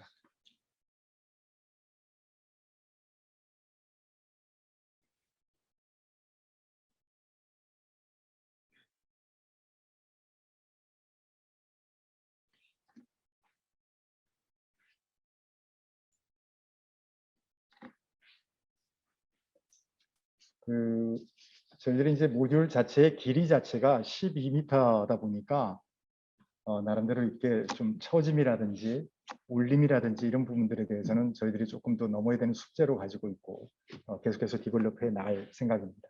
다음 보시겠습니다. 아닙니다. 이거 다음 장으로 넘으시고. 그 세 번째는 저희들이 아까 말씀드린 그 엑시아 마테리아라는 회사가 저희들이 가지고 있는 회사인데 싱가포르의 이동형 그 코르트리트 모델을 그 해외 모델로 지금 만들어 놓은 겁니다. 그 외피에 있는 게 라이트 텍스에다가 양쪽에 라이트 텍스에다가 그 단열재를 넣은 라이트 판이라는 특허 제품인데 단층 규모 또는 2층 규모는 그 단열재 그 외피로 일부 그 구조체 역할을 할 수가 있습니다. 그래서 이렇게 전체 박스로 만들어내는 거고요. 다음 장 보시겠습니다. 이런 모듈을 그냥 뭐 해외에 수출을 한다, 뭐 어디 미얀마에 갖다 준다, 싱가포르에 갖다 준다, 어디 갖다 줄 때는 이 모델을 그대로 그냥 실어서 갈 수 있도록 지금 만들어 놓은 상태고요. 이거는 뭐 개수에 따라서 얼마 이렇게 계산이 되는 부분이고 전체 아까 그 문경서울대처럼 동선에 분리가 된다든지 어떤 그 의료 지원 시설이 들어가야 된다라고 하면 그 밑에 그림처럼 빅 텐트를 쳐서 그 야전병원처럼 만들어낼 수 있는 긴급 공사, 긴급 병상으로 이용을 할 수가 있습니다. 다음 장 보시겠습니다. 이게 이제 이동형 음압병실의 기본 모듈이고요. 요 안에는 그 음압이라든지 그 공조 시설들이 제어할 수 있도록 다 배치가 되어 있는 상태입니다. 다음 장 보시겠습니다. 요거는 ICU 모델인데요. 집중 치료 모델입니다. 산소 호흡기를 달아야 되는 환자들을 격리할 수 있는 수준까지 만들어 놓은 거고 오른쪽 하단의 그림들은 전체 이렇게 집합을 해서 조합을 해서 병원 모델화 시킨 모델이 되겠습니다. 다음 장 보시죠. 제가 뭐 음향이 안 나와서 좀 소란스럽기는 한데 어쨌든 세 가지 모델을 저희들이 해보면서 좀 느꼈던 점은 이게 아까 이준성 교수님 말씀대로 좀 더 크게 OSC 관점에서의 우리가 볼륨메트릭 모듈러를 좀 접근해야 될 필요도 있겠다. 땅에 따라서, 땅의 위치에 따라서, 건물의 용도에 따라서 그 OSC 관점이라고 한다라고 하면 다분히 프리패브리케이션 비율이 높아질 수도 있고 또는 전체적으로 볼륨메트릭 박스를 만드는 것이 적층형으로 가는 것이 훨씬 유리할 수도 있는 것이 그 여러 가지 대안이 나올 수 있을 것 같습니다. 저희들이 이제 아직까지는 주거 모델에 진출을 못했는데 그것이 주거 모델에 진출을 한다 하더라도 저희 코오롱 ENC는 볼륨메트릭만 고집하지를 않고 여러 가지 모델을 좀 더 OSC 관점에서 좀 풀어헤쳐서 좀 나가려고 하고 있습니다. 또 하나는 저희들이 이렇게 표준화 모델을 각사마다 기술적으로 계속 만들어내고 있는데 이 표준화라는 관점에 소비자의 영역은 없지 않느냐 이런 부분에 저희들은 좀 도달을 했습니다. 그래서 저희들이 이제 각 시공사 시행 능력이 있는 각 시공사들과 좀 결합을 해서 민간 차원에서의 조금 이렇게 그 확대된 사업지를 만들어서 소비자 영역을 우리가 넘어서지 못하면 아무리 우리가 이렇게 공급을 한다 하더라도 모듈러에 대한 선입견을 넘어설 수는 없을 것 같습니다. 작년에 제가 회사를 만들 때 코오롱 모듈러스 이름으로 출발을 했는데 올해 코오롱 ENC로 이름을 바꿨습니다. 바꾼 이유는 저희가 타운하우스 사업을 하나 하려고 했더니 우리 분양 대행사에서 저한테 이럽니다. 상무님, 회사 이름부터 바꾸십시오. 왜요? 타운하우스 하나 7억짜리, 8억짜리 팔려고 그러는데 우리 소비자 단에서 생각을 해보시면 분양을 해야 되고 그 분양금을 가지고 우리가 시공을 해야 되는데 소비자가 7, 8억 또는 뭐 10억을 내면서 모듈러로 지어주세요라고 하는 사람은 아무도 없다는 거죠. 제가 여기서 인사이트를 얻은 것이 소비자 단에서는 우리가 시장을 열어가는 사람이라고 한다라고 하면 OSC나 볼륨메트릭이나 모듈러나 모두 다 우리가 소비자한테 좋은 물건을 주기 위한 하나의 공법이자 방편이다. 그것이 선행이 되어야 우리가 좀 더 큰 시장을 열어나갈 수 있다. 그래서 우리 시공사 또는 우리 시행을 할 수 있는 시공사들끼리는 국가에서 발주 나오는 것도 열심히 하겠지만 민간 사업도 좀 이렇게 여러 개 결합을 해서 실제 이 모델이 과거 우리가 RC로 지었던 모델하고 전혀 손색이 없는 것이 검증이 되는 기간이 좀 필요하지 않을까라고 생각을 했습니다. 그래서 올해 하나 뭐 좋은 제가 사업지를 하나 보고 있는데 같이 할 수 있는 여력이 좀 생길 수 있는 시공사에서 연락을 좀 주시면 좋은 사업을 만들어 나가고 그 안에 새로운 우리 미래를 담보하는 모듈러 기반의 스마트 건축을 담을 수 있는 그릇을 우리가 만들어내도록 노력을 하도록 하겠습니다. 이상 발표를 마치겠습니다. 감사합니다.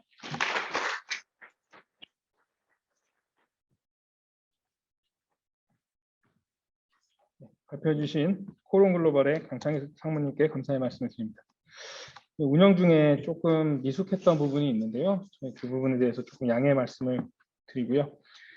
다음 이어서 이동형 학교 모듈러 사례에 대해서 NRB의 강건우 대표님께서 발표를 주시겠습니다. 큰 박수 부탁드리겠습니다.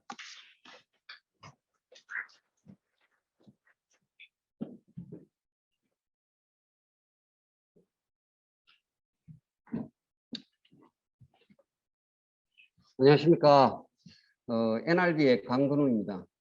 저희는 그 평창 동계올림픽 할 때 이동형 호텔을 한 포스코 ANC에서 나온 인원들로 구성된 벤처 회사입니다.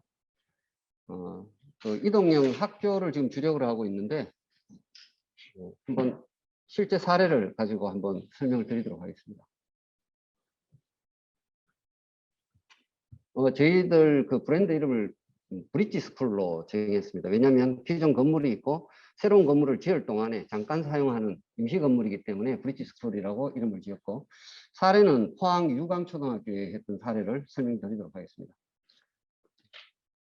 네, 목차는 회사 소개 간단히 하고 추진 배경, 그리고 이동형 학교에 대한 시스템, 그리고 유강초등학교, 그리고 이제 이걸 끝내면서 저희들이 느꼈던 처음으로 느꼈던 그런 시사점들을 한번 같이 나눠보도록 하겠습니다. 건축물이 이 부동산입니다. 그래서 이 부동산에서 토지를 떼면 동산이 될 수 있겠다. 그리고 동산이 되면 새로운 사회의 좀 이로운 점들이 좀 만들어지지 않을까. 그래서 저희들은 리로케이터블 빌딩이라는 이름에 엔드를 붙였습니다.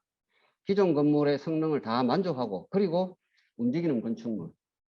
예, 저희들은 이동형 학교에 지금 현재 주력하고 있고요. 음압 병실은 조금 생각해 봐야 될 것 같습니다. 포럼에서 너무 열심히 하고 계셔가지고. 예, 그 다음에 이동형 호텔, 기숙사 이쪽으로 한번 넘어가 보려고 지금 준비하고 있습니다.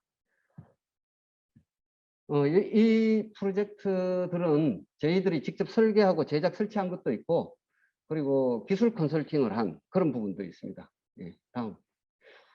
예, 현재 작년에 이제 벤처회사 승인을 받았고 지금 이동형 학교를 하면서 여러 가지 특허 디자인 등록을 지금 취득을 했습니다. 예, 다음. 추진 배경 설명드리도록 하겠습니다. 2017년도에 포항에 지진이 났습니다. 그리고 지진이 나고 흥해초등학교가 긴급히 그때 할 수 있는 최선의 방법은 컨테이너 교실로 가는 거였습니다. 그래서 이 컨테이너 교실을 포스코에서 포항이니까 관심 있게 가서 보고 그때 이제 계열사 중에 포스코 인터내셔널이 기획을 하고 주도적으로 한번 괜찮은 건물, 컨테이너가 아닌 건전한 건물을 한번 일찍 준비해뒀다가 사용하면 어떨까 하는 것을 이제 교육당국하고 몇 차례 협상을 했죠. 그게 2017년도에 시작을 했는데 결국 2019년 2년 뒤에 고창고등학교를 실제 사례로 시작하게 되었습니다. 다음. 앞에. 예. 지금 학교가 대부분 공사를 방학 때 합니다. 학생들을 한꺼번에 어디 보내고 공사를 할 수 있는 여건이 되지 않기 때문에 그건 우리나라만 그런 게 아니라 해외도 다 그렇다고 합니다. 예. 그리고 이제 지난해 발표된 10대 정책, 뉴딜 정책 중에 하나가 그린 스마트 스쿨입니다. 올해부터 한 200개에서 많게는 250개의 학교를 매년 리모델링 하거나 개축 공사를 하겠다고 갑자기 이동형 학교가 요구되는 큰 시장이 열리게 된 계기가 되었습니다. 그리고 하나는 신도시마다 인구는 줄고 있다고 하지만 신도시가 생기면 학교는 계속 새로 지어야 되고 그 도시의 학교는 한 10년 정도 지나면 다시 목적을 잃어버리는 그런 일이 생깁니다. 그래서 이동형 학교는 한 이런 분야에서 좀 쓰이지 않을까 하는 걸로 지금 시작을 했습니다. 기존 학교하고 컨테이너 교실 합친 게 이동형 학교입니다. 기존 학교의 학습 환경은 다 갖추고 그리고 컨테이너처럼 이동할 수 있는 성능, 즉을 다 갖췄을 때 그게 이제 이동형 임시학교의 목표가 되었습니다. 근데 이제 저희들이 이제 생각한 것 중에 그러면 목표를 우리가 주안점을 어디 둬야 될까? 크게 세 가지를 뒀는데요. 하나는 디자인을 업그레이드 해야 되겠다. 임시학교하고는 조금 다른 개념인데 저 임시라는 단어가 이제 학부형이나 학생들한테 굉장히 선입견을 주는 것 같아요. 뭔가 나쁠 거다. 그래서 차라리 우리가 디자인을 기존 학교보다 좀 업그레이드 해야 되겠다라는 걸 목표로 정했고요. 두 번째는 이제 비용적인 측면입니다. 처음에 초기 투자비는 좀 들어가더라도 이동할 때 비용이 굉장히 적게 들어야 되겠다. 그리고 모듈러 기준으로는 한 1% 정도의 손실 정도를 목표로 두고 한번 만들어 보자로 정했습니다. 그리고 당연히 친환경적인 요소를 넣어서 이 세 가지를 주안점으로 뒀는데 결국에는 이제 비용적인 측면에 가서 보면 기존 학교의 제작 비용이 한 100%라고 가정을 하면 컨테이너 교실은 한 30% 정도 드는 것 같아요. 그리고 컨테이너 학교는 한 번 사용하고 버려야 되기 때문에 임대료가 역시 30%이고 그다음에 이제 이동형 학교의 제작비는 두 가지 성능을 다 갖춰야 되기 때문에 조금 더 들 것이다. 그래서 타켓을 120% 정도. 근데 임대료는 어떻게 할 거냐? 컨테이너 교실보다 품질이 좋기 때문에 조금만 한번 올려보자 해서 35%로 시작을 했는데 굉장히 리스크가 많습니다, 지금. 저걸 나머지를 어떻게 회수할 거냐가 굉장히 큰 숙제인데요. 저거는 몇 번을 쓰느냐에 따라서 이 경제성이 나올 수 있을 것 같습니다. 다음. 모듈러 건축 시스템이 다 아시다시피 두 가지 측면이 있습니다. 퍼머넌트형이 있고 리로케이터블형이 있습니다. 모듈러는 둘 다 공장에서 만들어지지만 하나는 일반적인 건축물처럼 한 곳에 제자리에 가만히 있고 하나는 이동을 전제로 만들어집니다. 대부분의 건축물이 부동산이기 때문에 PMC로 만드는 게 대부분이고 실제 사회적 요구도 PMC입니다. 다음. 근데 이게 만드는 그의 비율이 조금 공장에서 만드는 비율이 조금 다릅니다. 왜냐하면 이게 경제적이기 때문에 그렇습니다. 공장에서 한 70% 정도 만들고 현장에서 나머지 30%를 해야 가장 효율이 나옵니다. 이유는 모듈러의 최대 단점이죠. 누수라든지 기밀이라든지 이것을 하는 것이 굉장히 어려운데 그걸 현장에서 외장재를 다 했을 때 굉장히 효율적으로 할 수 있습니다. 근데 이제 RB는 이거 뭐 6개월 쓰다가 옮겨야 되고 1년, 2년 쓰다가 옮겨야 될 때 그때마다 외장재를 새로 한다는 건 굉장히 비효율적입니다. 그래서 RB하고 PMC하고는 접근 방법이 조금 다를 수 있습니다. 다음. 예, 저희들은 공장에서 만들어서 첫 번째 학교, 두 번째 학교, 세 번째 학교, 사실은 몇 번째 학교까지 가서 공장으로 다시 돌아올지는 아직 모르겠습니다. 현재 세 번째까지 가는 데는 특별히 문제가 없어 보입니다. 예, 다음. 예, 이제 유광초등학교 사례를 한번 보도록 하겠습니다. 유광초등학교는 103개 모듈로 3층으로 현재로는 전국 최대 규모로 만들어졌습니다. 포항교육지원청에서 리모델링형으로 만들었고요. 예, 다음. 이게 기존 학교가 있는 데다가 학교를 하나 더 짓는 겁니다. 굉장히 집적화를 해야 됩니다. 실제 학교 건물을 3분의 1로 줄여서 지금 운동장에 설치를 한 사례거든요. 그 교장선생님 요청에 의해서 3층으로 해서 운동장을 조금 살려라. 그래서 이제 3층을 하고 중복도 타입으로 했습니다. 가운데 복도가 있고 양쪽 교실에 들어갈 수 있도록. 그럼 중복도의 단점이 개방감이 부족한 거죠. 그래서 학생들이 문을 열고 딱 교실에 들어갔을 때 전면 창이 있어서 개방감을 주도록 저희들이 한번 해봤고요. 당연히 포항을 저희가 주안점을 줬기 때문에 전국 어디 가도 내진 설계가 되도록 그렇게 내진 설계를 하고 포항교육청의 요청으로 법규상 안 해도 되는 옥내 소화전도 설치를 하고 그리고 또 하나 저희가 이제 컨테이너 교실의 최대 약점이 합판위를 걸어 다니는 겁니다. 울렁울렁하는 인업기 보행성을 이제 좋게 하기 위해서 노력을 했고요. 그 다음에 이게 중복도의 약점이 옆 앞에 바로 교실이 있는데 음악 수업을 하면 어떻게 되나? 실제 저희들이 차음성은 최고등급이 나와서 앞반에 합창 수업을 해도 지장이 없다고 이제 학교 선생님들이 얘기를 하고 있습니다. 이런 컨셉으로 이동형 학교를 시작을 했습니다. 이건 1층 평면도고요. 굉장히 심플하죠. 다음. 2층, 3층 도면입니다. 이 도면을 교장 선생님이 한 10번쯤 그리셨어요. 다음. 이게 외관입니다. 이게 학교에서는 흔치 않는 전면창이 이제 채택이 되었고요. 다음. 이게 이제 교실 유닛. 교실 유닛 2개를 터면 강당이 됩니다. 그리고 남녀 화장실, 계단, 출입구. 외에 기계실, 뭐 부속 액세서리들이 있지만 이런 걸로 누구나 설계를 할 수 있습니다. 선생님들이 자유롭게 설계를 쉽게 할 수 있죠. 다음. 이게 내부 전경입니다. 복도를 굉장히 들었습니다. 제일 높은 데는 3,500, 낮아도 3,000 정도는 되도록 저희가 설계를 했고요. 화장실은 뭐 열심히 했습니다. 백화점 정도 수준 나오도록 했고요. 그 다음에 계단도 원목으로 깔아가지고 좀 여하튼 임시라는 느낌을 지우려고 굉장히 노력을 했습니다. 다음. 이게 이제 발주로부터 100일 만에 이제 저희들이 자재 발주, 제작, 현장에 설치, 시운전, 이사까지 해서 실제는 이때 추석이 끼어서 그렇지 추석을 빼고 나면 한 3주 정도 하면 완성할 수 있습니다. 그렇다고 발주할 때 3주 만에 발주하면 안 되고요. 한 6개월 정도 텀을 두고 발주를 하긴 해야 됩니다. 다음. 이게 이제 제작 동영상이고 현장 설치 동영상입니다. 한번 보시겠습니다.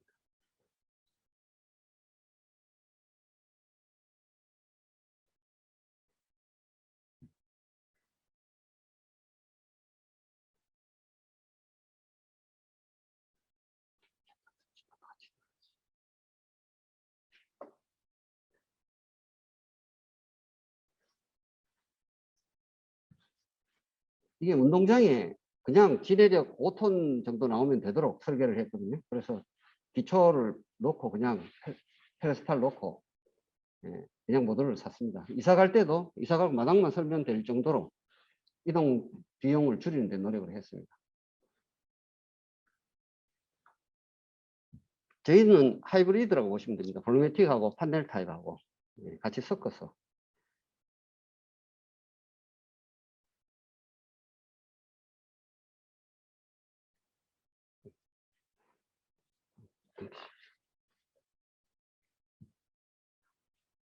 시사점입니다. 저희도 이걸 하면서 저희도 몰듈러를 포스코 ANC에서 좀 했었는데 임대형, 이동형의 색다른 점이 여러 가지가 있습니다. 첫 번째 재사용률입니다. 물론 이걸 몇 번, 5번 쓸 거냐 10번 쓸 거냐도 재사용이지만 한 번 최초 설치하고 얼마나 다음 학교에 갔을 때 재사용률을 높일 거냐. 이게 임대료하고 직접적으로 연관이 되기 때문에 이게 굉장히 중요한 것 같습니다. 저희가 두 가지 측면에서 한번 생각해 봤는데요. 학교가 움직였을 때 최초 제작 설치를 했을 때 제작비가 한 저희 91.8%입니다. 설치비는 8.2% 중에 트레일러로 이동하는 데 비용이 한 2.5%, 그리고 현장의 중장비 그리고 인력이 들어서 조립하는데 4.7%, 그리고 현장에서 하는 마감이 한 1% 정도 됩니다. 그래서 학교를 이동한다 할 때 전체 비용의 8.2%, 저걸 제작비로 하면 91% 정도 나옵니다. 그리고 모듈러의 재사용률은 사실은 거의 100%에 근접하지만 버리는 손실이 한 1% 정도 있기 때문에 저희가 뭐 유닛으로는 99%다 이렇게 좀 표현할 수 있겠습니다. 여기 이동성을 고려하지 않는 부동산의 특징입니다. 이게 지난달에 미국의 건물이 트레일러에 실려서 움직일 정도면 굉장히 작은 규모의 건물인데 이동비가 4억입니다. 아마 저거 철거하고 새로 짓는 비용이 4억이 안 들 것 같아요. 그래서 사실은 저거는 중국의 이제 조각상이죠. 최초 공사비에 거의 91% 들어야 91%가 쓰레기로 버려지는 그런 사례가 되겠습니다. 그래서 사실은 건물이 움직인다, 이게 컨테이너가 움직인다를 저희가 생각하기 때문에 쉬운 것처럼 느껴지지만 실제 완성된 건축물이 움직이는 것은 굉장히 쉽지가 않은 것 같습니다. 가동률입니다. 이것도 이제 그 임대료하고 아주 밀접한 관계가 있는데요. 저희가 사례를 한번 보면 공장에서 처음에 모듈러를 30유닛을 만들었습니다. 그리고 고창고등학교에 가서 설치하면 저건 가동률이 100%죠. 처음에는. 근데 저걸 뜯어서 구미 경북외고와 세종 수항으로 갈 때는 가동률이 뚝 떨어집니다. 이유는 첫째, 이동 설치하는 동안에 한 달이 빠지는 거죠. 그리고 구미 경북외고는 8개가 필요해서 8개를 저희가 가져다 드리는 거지만 세종 같은 경우에는 처음에 22개가 필요하다는 게 아니고 저보다 적은 숫자였습니다. 4개 정도 남는 거를 공장으로 가느니 저렇게 가는 거죠. 또 가동률이 떨어집니다. 네, 세 번째는 이제 어떻게 될지 모릅니다. 구미 경북외고는 이미 종료되고 일부 공장에 와 있고 다음 공장으로 넘어갈 걸 지금 대기하고 있기 때문에, 그래서 저희가 처음에 가동률을 90% 정도 맞춰야 되는 거 아니냐 이렇게 쉽게 생각했지만 가동률은 그보다 훨씬 더 떨어질 수밖에 없는 그런 리스크가 있습니다. 이게 전부 다 임대료하고 밀접한 관계가 될 수밖에 없는 그런 일이죠. 다음. 그 다음에 규격합니다. 이게 이제 저희도 깜짝 놀랐는데, 예를 들어 3개사가 만든다고 가정을 한번 해봤습니다. 그리고 A사는 첫 번째 학교를 끝나고 일부 학교가 움직이는 줄 알았는데 학교가 움직이는 게 아니고 교실이 움직이는 겁니다. 그 30개 중에 일부가 8개가 다음 현장으로 가고, 그 다음에 현장에 갈 때는 모자랍니다. 그래서 B사하고 결합을 하면 손쉽게 이게 가동률을 높일 수 있는, 임대료를 줄일 수 있는 여건이 되는데 모자라기 때문에 A사를 또 만들어야 됩니다. B사는 공장에 물건이 있고 C사도 마찬가지입니다. 그래서 이게 규격화가 되지 않으면 가동률이 뚝 떨어져서 임대료가 올라갈 수밖에 없는 아주 치명적인, 제가 이걸 하고서야 알았습니다. 학교가 움직이는 게 아니고 교실이, 유닛이 움직이는 거기 때문에. 그래서 이게 이제 shipping 컨테이너 시스템을 가져가지 않으면 ISO로 모든 회사가 어떤 나라에서 만들든지, 예를 들어 이동형 학교다 하면 그건 똑같은 규격으로 최소한 국내에서는 하나의 규격을 하지 않으면 이 임대료 때문에 임대료 상승 요인이 되는 것 같습니다. 이게 이제 브릿지 스쿨의 두 번째 버전입니다. 지금 저기 2020년 대비 2030년도에 학생이 초등학교 대비 한 33%가 학생이 준다고 합니다. 근데 반대로 신도시는 계속 만들어지면 학교는 지어야 되고 학생 수는 줄고, 근데 이 신도시도 한 10년 지나면 학생 수는 다시 줄고, 그럼 10년을 부동산으로 지을 수 있는 여건이 사실 쉽지 않은 것 같습니다. 이게 우리나라의 특이한 상황인 것 같아요. 그래서 이걸 이동 가능한 학교로 만들면 훨씬 효율적으로 할 수 있겠다는 게 실제 저희들이 그 교육청 관계자들하고 미팅을 해보면서 느꼈습니다. 그래서 누군가 어느 분이 한번 소개를 해주셨는데, 학생이 학교를 가는 게 아니라 학교가 학생을 찾아가는 학교를 한번 만들어 보면 좋겠다, 이런 말씀을 해주신 분이 계셨습니다. 다음. 예, 이게 이제 마지막 장인데요. 예. 임시시설의 교육환경, 그 임시라는 저 단어를 한번 생각을 해보면 예산적인 측면에서 보면 이런 것 같습니다. 그 10년, 20년 사용할 학교에 돈을 많이 집어넣고 임시학교 짧은 기간에는 돈을 적게 넣어야 된다. 그 당연히 경제적인 걸로 맞는 거예요. 근데 만약에 학생 입장이나 학부모 입장에서 생각하면 그 당시에 그 학생이 수험생이라면 그 1년을 컨테이너나 열악한 환경에서 누가 양보해 줄 것이냐 쉽지 않은 것 같습니다. 그래서 이 임시시설이라 해서 이 품질을 떨어뜨릴 게 아니라 최소한 동등 이상의 제품을 만들어야 이 사회가 받아줄 수 있을 것 같다는 생각이 들고요. 또 하나는 아까 교수님께서도 말씀하시고 앞에 코롱에도 말씀해 주셨는데 건설 산업은 로컬 산업입니다. 근데 이게 모듈러를 만들면 수출 산업이 되면 새로운 산업이 어쩌면 지금 이게 막 시작되는 전 세계적으로 막 시작되는 산업인 것 같다.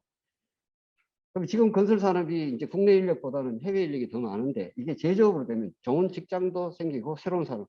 그야말로 이제 작년에 발표한 그린 뉴딜의 핵심적인 사업이 이 모듈러 산업이 될 수 있는 거 아닌가.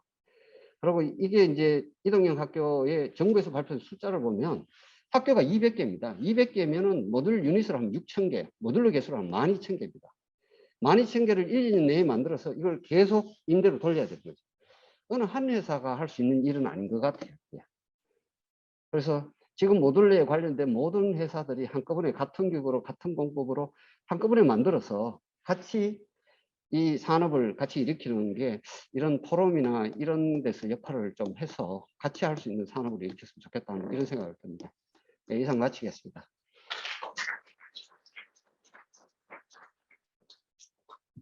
네, 마지막 발표해 주신 NRB의 한건우 대표님께 감사의 말씀을 드립니다. 자, 이것으로 오늘 4가지 주제 발표에 대해서 들어봤고요. 오늘은 이렇게 해서 2차 모듈러 포럼을 마치도록 하겠습니다. 저희가 원래는 패널 토론이 준비가 되어 있었는데요. 코로나 때문에 지금 생략을 하고 축소를 해서 운영을 했고요. 오는 11월에 다시 저희가 제3차 국제 모듈러 포럼을 기획할 예정입니다. 다만 또 코로나 상황이 어떨지 모르겠지만 코로나 상황이 좀 잠잠해지면 저희가 오프라인으로 원래 1차와 같이 패널 토론 같이 해서 한번 만들어 보겠고요. 조금 코로나 상황이 여의치 않으면은 2차 포럼처럼 조금 인터넷을 통해서 만나 뵙는 걸로 하겠습니다. 장시간 고생하셨고요. 잘 돌아가시길 부탁드리겠습니다. 감사합니다.